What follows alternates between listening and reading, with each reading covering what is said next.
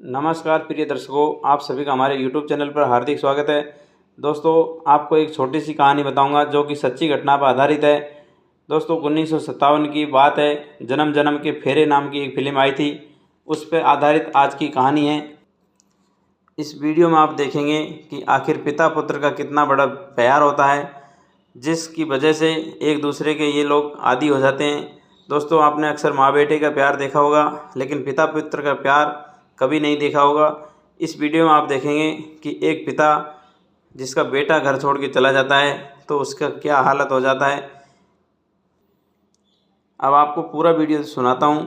प्रिय दर्शकों, पिता पुत्र की प्रेम की यह सच्ची घटना 1957 की है। उस समय जन्म जन्म के फेरे नाम की एक फिल्म आई थी।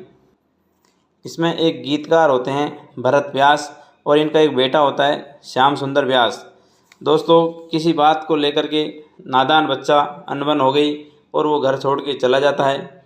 अब ये जो गीतकार हैं भरत व्यास, इनसे गीत लिखे जाए न कुछ। इनने अपना गीत जो लिखते थे, जो इनका अच्छा बिजनेस था, अच्छी शौक़ थी, वो इनका छूट गया पूरी तरह से, और इनका गीत लिखने में कोई मन नहीं लगता था। उस ज़माने में मनमोहन देसाई और सुभाष देसाई इनके पास गीत लिखवाने के लिए आए, लेकिन दोस्तों इसने पुत्र वियोग में गाना लिखने से मना कर दिया और कहा कि भाई मेरे से तो अब गाना लिखा नहीं जाता, गाना बोला नहीं जाता। जब मनमोहन देसाई और सुभाष देसाई इनके घर आए और इसने मना कर दिया, तो भरत व्यास की पत्नी कहती है कि हो सकता है आप अपने बेटे के प्रेम से दुखी हो, आप उनके वियोग से दुखी हो, आप हो सके तो उनके वियोग पे ही गीत लिख दीजिए, तो वियोग में तो आप अच्छे से लिख सकेंगे। दोस्तों, पत्नी का सुझाव इन्होंने मान लिया और उस समय इन्होंने गीत लिखा, जरा सामने तो आओ छलिया। दोस्तों, इस प्रकार से भरत व्यास ने गीत लिखे, जरा सामने तो आओ छलिया, तेरी आत्मा की है ये आवाज़। दोस्तों, 1959 में रानी रूपवती नाम की एक फिल्म आई, उसमें भरत व्यास जी ने गीत लिखे। इन्होंने लिखा, आ लौट के आजा मेरे मीत, मेरा सुना पड़ा संगीत, तुझे मेरे गीत बुलाए। दोस्तों, इस प्रकार से इन्होंने गाने में इतने रंग भर दिए, गाने में इतनी भावना भर दी कि आखिर 1967 में श्याम सुंदर को घर लौट करके आना पड़ा।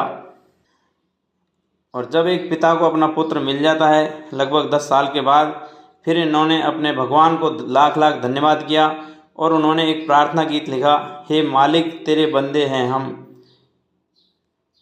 हो हमसे हमारे से नेकी हो, नेकी में चले बदी से हम दूर रहे।